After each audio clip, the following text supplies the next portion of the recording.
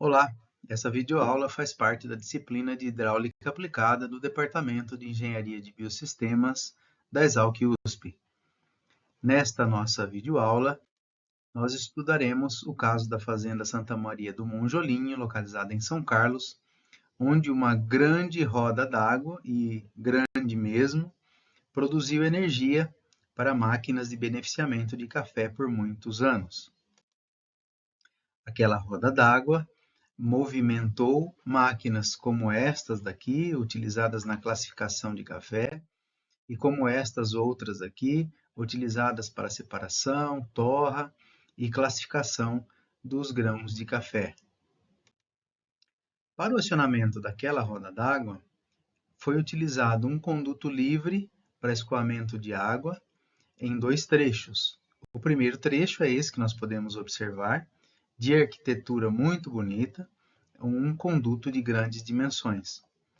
No segundo trecho, conectado aqui ao primeiro trecho, era utilizado um conduto livre de menores dimensões e maior inclinação. Considerando então os cálculos hidráulicos do primeiro trecho, que é esse aqui dessa imagem, nós tínhamos lá então a largura do canal 60 centímetros, a altura deste canal 50 centímetros, a água dentro destes 50 centímetros fluía a 30 centímetros, o comprimento deste canal de 50 metros, desnível de 30 centímetros e o coeficiente de rugosidade considerado tabelado 0,015. Partindo-se aqui para os cálculos do funcionamento deste primeiro conduto livre, o perímetro molhado 1,2 foi obtido pela largura mais 2 vezes a altura da água, a seção molhada de 0,18 metros quadrados, largura vezes a altura da água, o raio hidráulico 0,15 metros, obtido dividindo-se a seção molhada pelo perímetro molhado, a declividade da linha de energia em MCA por metros, que foi obtido pelo desnível dividido pelo comprimento. Foi verificado também se o fluxo era turbulento, que é uma condição para a aplicação das fórmulas de Manning, testado por meio desta condição citada aqui, e desta maneira a velocidade de escoamento da água dentro deste canal de 1,46 metros por segundo, obtida por esta fórmula. A vazão do canal 0,26 metros cúbicos por segundo, também obtida por esta fórmula disponibilizada aqui na lateral, e a carga cinética da água neste trecho de pequeno desnível de 0,11 MCA, carga cinética esta que foi considerada não importante para os cálculos e foi obtida desta maneira aqui. Nós já vamos observar por que ela foi considerada não importante para os nossos cálculos. Quando, então, considerarmos os cálculos do segundo trecho. Segundo trecho, que é este trecho aqui, é feito ou construído com madeira aparelhada ou aplainada, que tem um coeficiente de rugosidade específico, tabelado.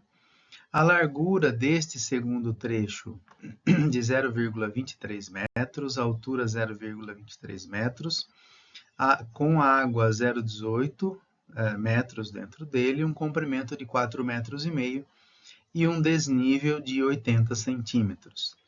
Neste segundo trecho de conduto livre, os cálculos hidráulicos retornaram que o perímetro molhado era de 0,59 metros, a seção molhada 0,0414 metros quadrados, o raio hidráulico 0,0702, a declividade da linha de energia muito maior em relação ao primeiro trecho, em função desse cálculo do desnível dividido pelo comprimento.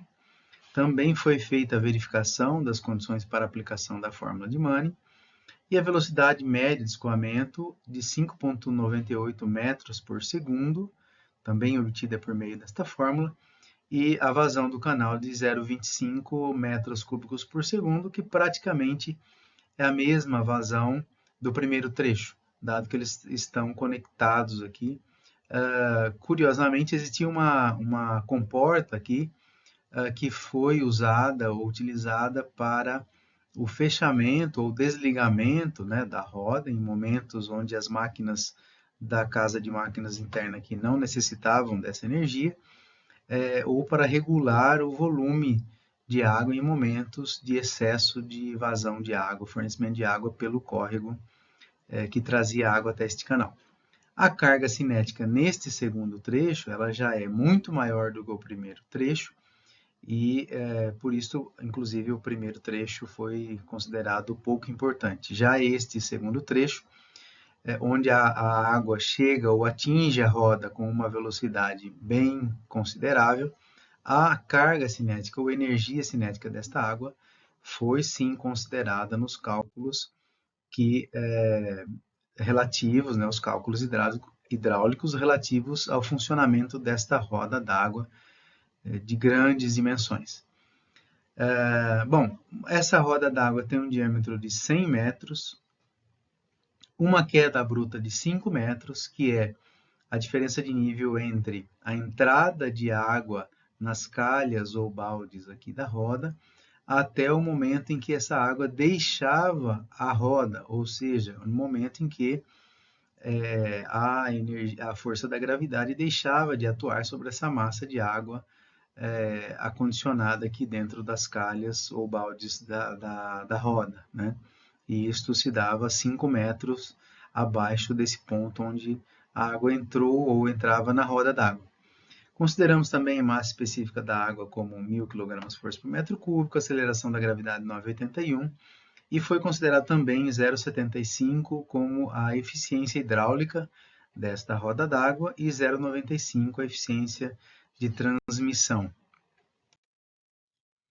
Passando então para os cálculos, e considerando que a velocidade da água que atinge ou atingia a roda era de 5,98 metros por segundo, aplicando-se um fator hidráulico de 30% a esta velocidade, ou seja, uma indicação da literatura de que a velocidade periférica da roda deveria ser em torno de 30% da velocidade com que a água atinge a roda.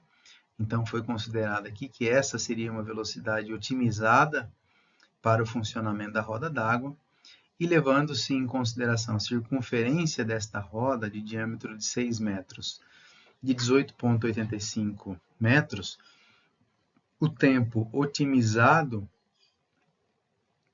para um giro completo da roda seria de 10,5 segundos, ou seja, uma rotação ideal ou otimizada de 5,7 rotações por minuto. Calculando-se aqui a carga cinética de 1,82, a velocidade ao quadrado por 2 vezes a aceleração da gravidade, e somando-se a energia potencial da gravidade de 5 metros, como explicado anteriormente, né, a altura em que a água ficava dentro das pás da roda e, portanto, submetida à força da gravidade, somando-se esses dois fatores, nós temos aqui a energia disponível de 6,82 MCA.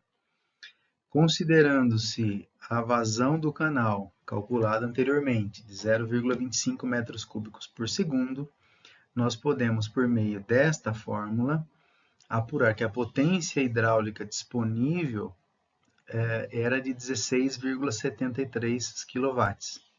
Aplicando-se aquelas eficiências de 0,75 eficiência hidráulica e de 0,95 de eficiência de transmissão, nós chegamos aqui a uma potência disponível no eixo dessa roda d'água de 11,92 kW. Convertido para CV, que é uma medida mais comumente utilizada, podemos observar que essa roda produzia 16 CVs com um torque de aproximadamente 20 kN por metro. E considerando-se esses números, nós podemos observar que, de fato, a potência e o torque produzidos por essa roda d'água condizem com o tamanho dela, né? Que é de fato uma roda d'água de tamanho, de proporções bem grandes. Muito bem. Resumidamente, potência 16 CVs, torque 20 kN por metro e rotação de 5,7 RPM. Entretanto, diferentes equipamentos requerem diferentes torques e diferentes rotações. Como é que essa adaptação ou adequação era feita nesta fazenda? Então, essa adequação era feita por meio de polias e correias que permitiam a entrega de diferentes combinações ou combinações variadas entre torque e velocidade para os diferentes pontos de acionamento ou de demanda de potência dos diferentes equipamentos. Algo como ocorre numa bicicleta.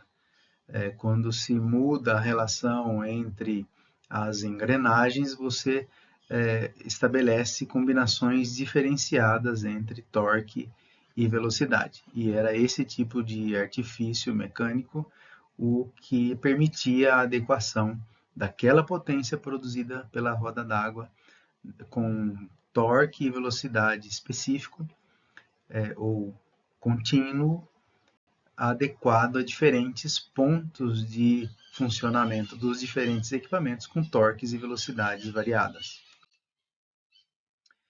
Uma curiosidade que nós também vamos trazer aqui nessa videoaula é o que aconteceria se a roda d'água tivesse sido construída com diferentes tamanhos?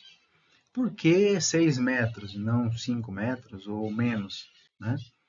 E nós podemos observar que numa simulação, se a roda d'água tivesse diferentes tamanhos, aqui variando entre 6 metros e 3 metros e meio, a potência disponível praticamente não foi alterada. Entretanto, o torque diminuiu consideravelmente. Então, isso tudo aqui deve ter sido considerado no momento em que algum técnico ou engenheiro fez o dimensionamento daquela roda d'água, considerando o torque necessário para o acionamento das diferentes máquinas. Nesta mesma simulação, a gente pode perceber que quando diminuímos o tamanho da roda d'água e, consequentemente, o segundo trecho do conduto livre pôde ter uma inclinação ainda maior do que a já apresentada anteriormente, então nós observamos nesta simulação que a energia disponível praticamente não foi alterada, entretanto, a relação entre a energia potencial da gravidade e a energia cinética ou a carga cinética produzida pela velocidade da água, essa relação foi se alterando conforme o tamanho da roda d'água foi diminuindo, né?